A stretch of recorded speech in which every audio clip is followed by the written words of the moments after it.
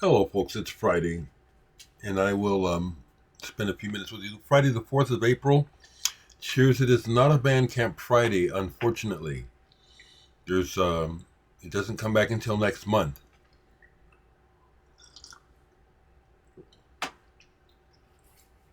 If you feel like contributing to the my channel or buying some of my music today, you're welcome to. Oh, I don't have any more of those. I don't have the box of music for sale in here anymore. But I've got music for sale, and it's good. It's good stuff.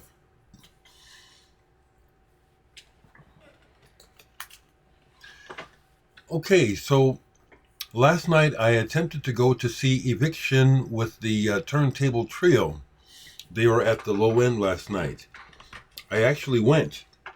Couldn't find a parking spot within reason. It was turning dark, and I, for one, am not comfortable walking alone as a black man in Omaha after dark for a number of reasons. For my own safety mainly, but also because of the anxiety that I deal with being alone, walking, black. Some of you may understand what I'm talking about. Maybe many of you don't. But that was enough of a deterrent. I couldn't find a close enough parking spot. I didn't want to walk for blocks. And then, of course, after the show, it'd be much later. I went home. But I also said on Facebook yesterday, if you follow me, I've been to thousands of shows, literally. Not 8,000, probably thousands of shows that I've attended and played. And I'm not interested in going to a show anymore. Really not. I'm interested in playing a show. But going to watch? Not really. Not really. Cheers. So I saw some pictures online already from the three turntablists show last night. It looks like it was pretty cool. But Eviction got a hold of me, and she got a hold of me yesterday, wanting to see if I was going to come out, and I said I was going to try, but I didn't make it. And then one of the other women in the trio, Maria Chavez, well, I've performed a show with her before, years ago, before Low End existed. Bemis hooked me up with Maria Chavez, and I played a show opening for her.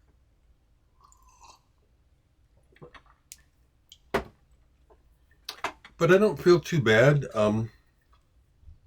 Like I said, they're doing their thing and they're going strong. So I noticed on Facebook that my friend from Cloud Over Jupiter is calling today a Bandcamp Friday, even though it isn't, and he's offering a discount on his stuff. So good luck, Jerry. I'm just going to say, let me try and pull again to show you, in case you haven't seen some of my latest work. This was recent. Inner Image, it's sold out. Do I have anything here? Yes, these are still, I still have this for sale. Here, I have copies of that for sale. And these others, oh geez, none of these are all sold out. I keep a little box of discs down here. It's like, for example, here's a Digital Sex Live. It's not for sale. I was showing this the other day, Sonicity, and listened to it yesterday. This is good. It's sold out. Aspects of the Imagined is not. I've got maybe 20 copies of this left. I'll leave a link if you want to purchase one today to show your support of the channel, or if you're actually interested in my work. Either would be nice. So that's just a quick aside there.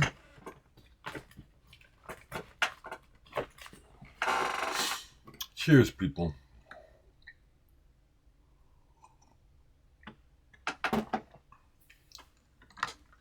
I also said it yesterday on Facebook how when I look at the news, I just feel really, really down. It's really, really bad times now. And the idea that this is going to lead to some sort of long-term recovery, I don't believe that for a second. Because it sure isn't leading to anything short-term except problems. So last night I listened to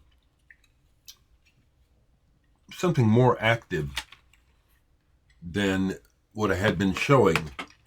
And if you see this, Sean, I remember when the news media were trying to talk about New Age as though it was a movement. It wasn't. It was marketing. There's always been people doing alternative lifestyles with accompanying things like books, music, events, etc. But I don't believe there was ever an actual movement. It was just people glomming on to the idea that they could market this. But no movement. But I didn't play anything like that last night for bed. I played this.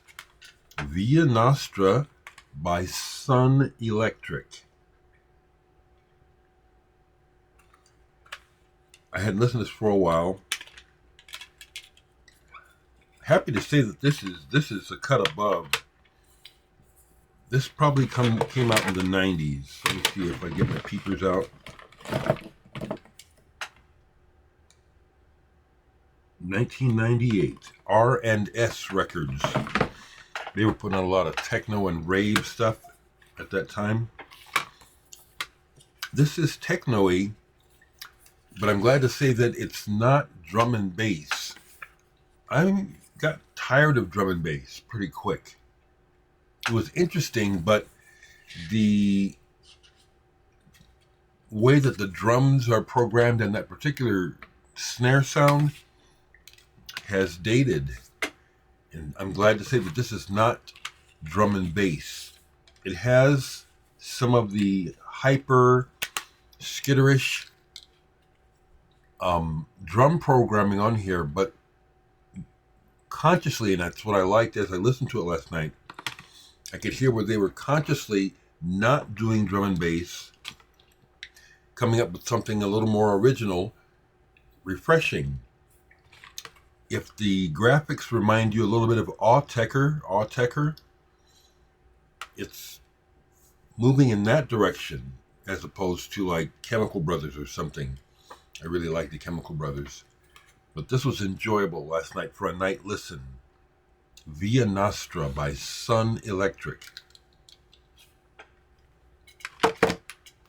Just right quick, yesterday I haven't been participating online a whole lot. And I go through phases like that where it's like I'm not posting a lot, and then there'll be other times where I'm just posting a bunch.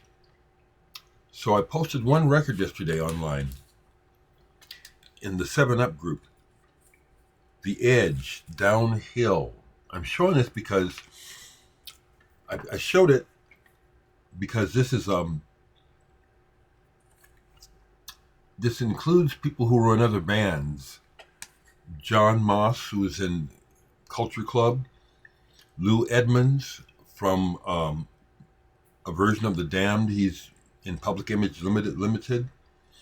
Gavin Povey and Glenn Hayward. I have to look them up to remember what bands they were with. But this is really good. On white vinyl, no less. Not far from a sound like the Stranglers. I'm thinking one of these guys. Let me look it up right quick if I can. To Good single, both sides. The B side actually I like better than the first. I love that about a good single, where the B side is hot. I'm looking it up. I'm trying to remember who Glenn Hayward was with. The group worked together before as Jane Eyre and the Belvederes. But who is Gavin Povey with as well? Let me see if it can tell me right quick. He was with Lou Lewis as well. Okay, that name seems much more familiar than that. And then Glenn Hayward. Who was he with? Jane Eyre. He was in Jade Warrior. That's what I thought so. I thought so that his name was again. Yeah, he's on the early Jade Warrior, first two albums. So excuse me while I was doing that research in front of you, but this is a good single. I like singles. Last time I went down to Homer's, I did look in the single section. There was nothing but oldies, overpriced. Some of the oldies I would have liked, but they're selling stuff for $5 and $10 that I'm used to having bought for 75 cents back in the day. Still ought to be that way.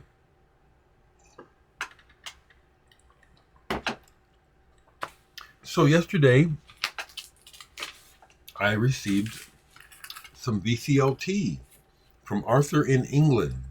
You know, I don't hear from people, and I don't know if they're around or not. Like Ellie, I hope she's okay.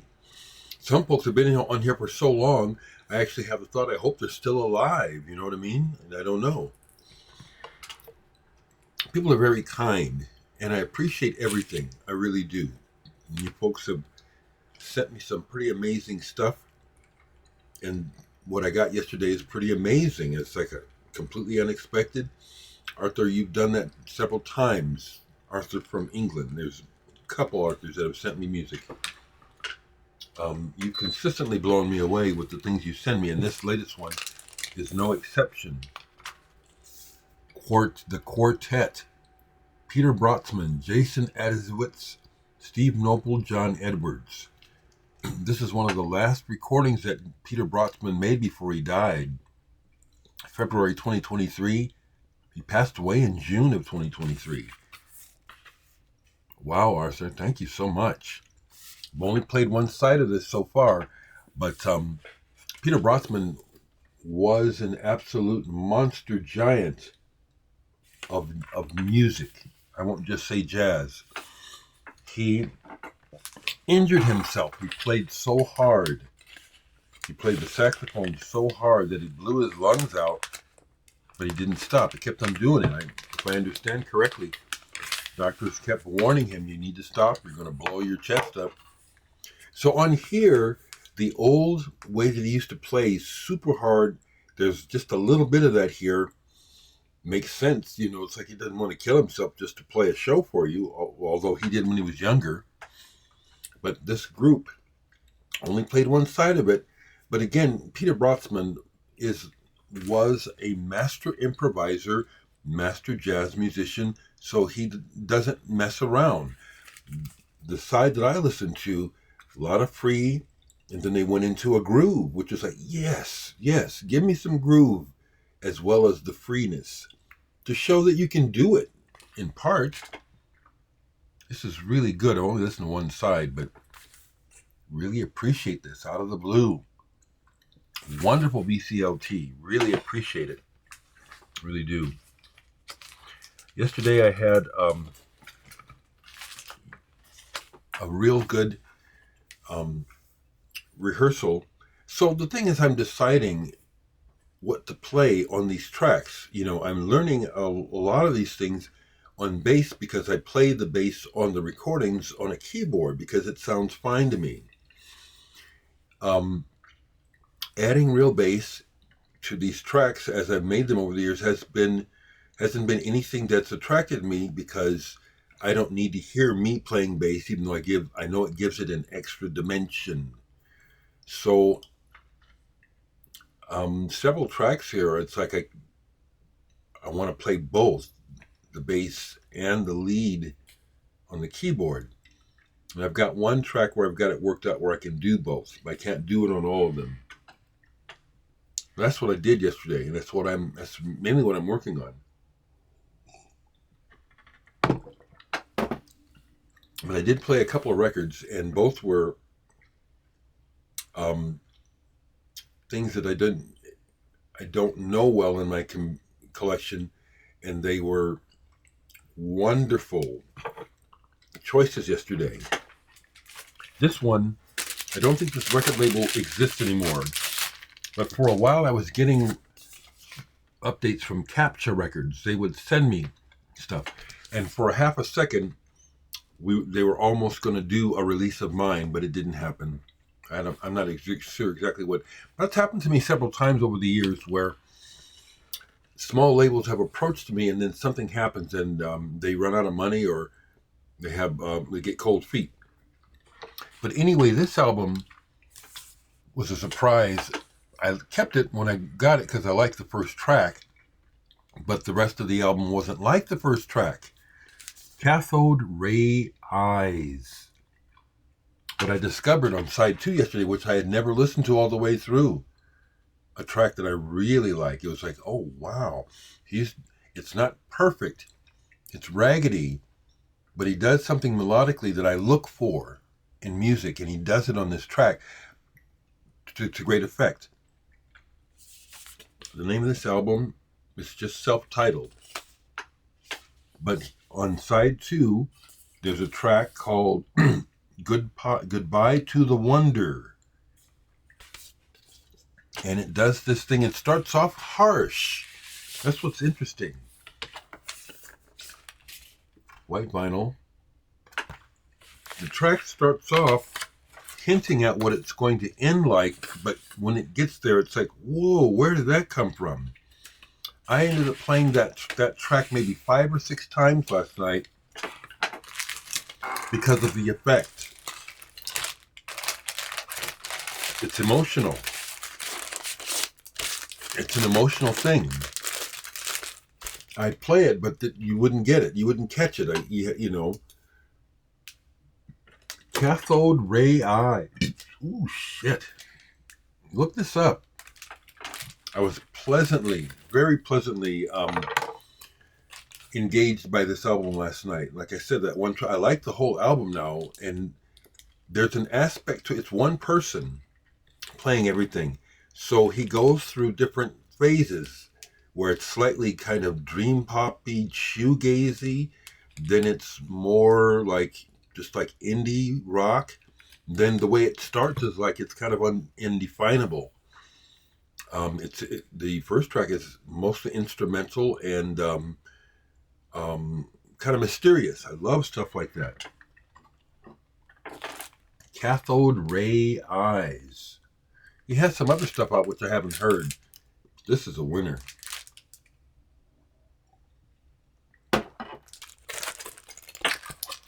The other record that I played, and the way I operate, folks, is, I am a bit OCD.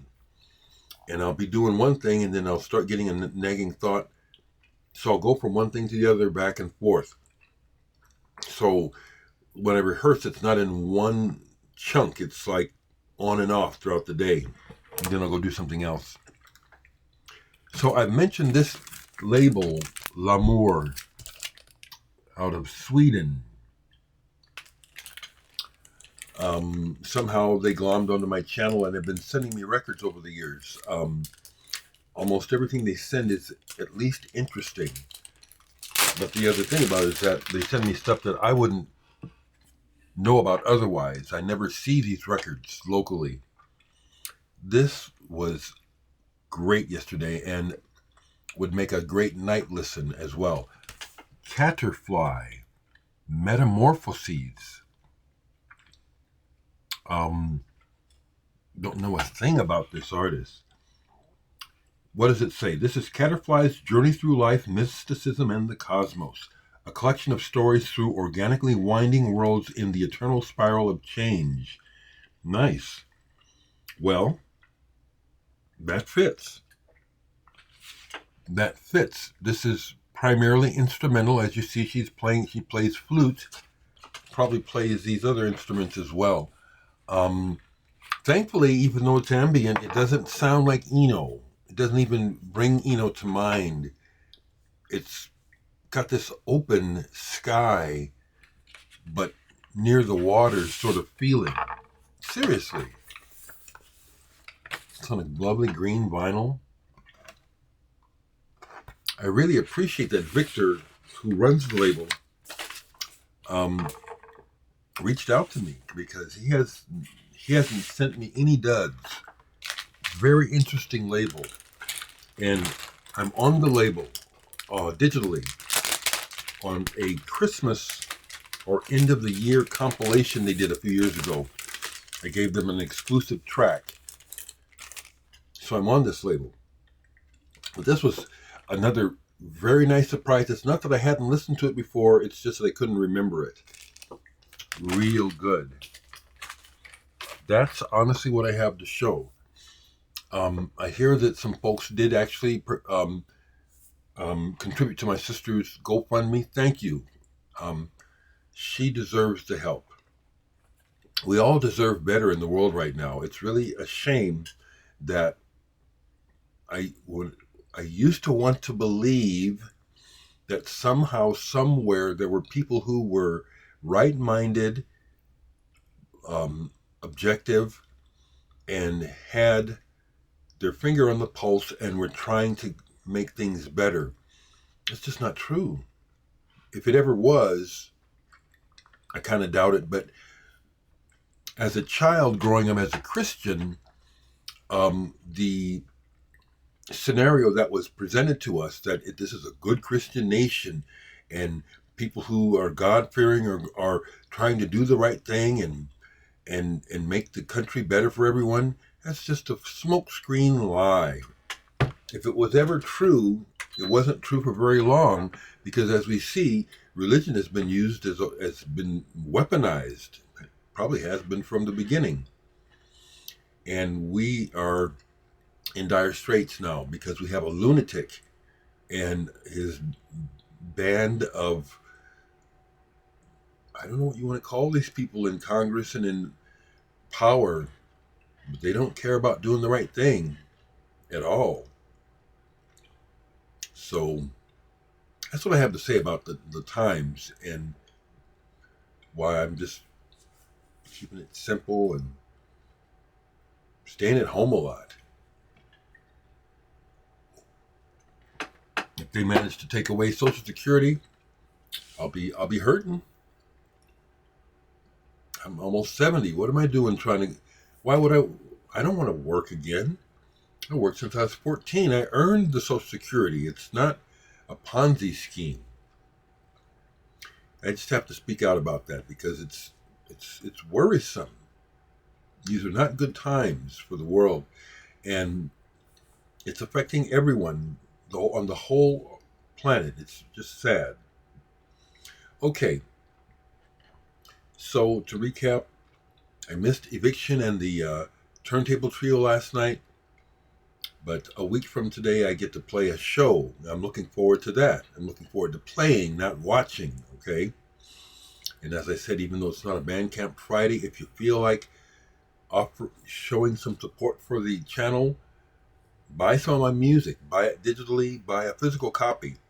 The physical copies are worth it because of the artwork as well as the music, okay? Peace out, people.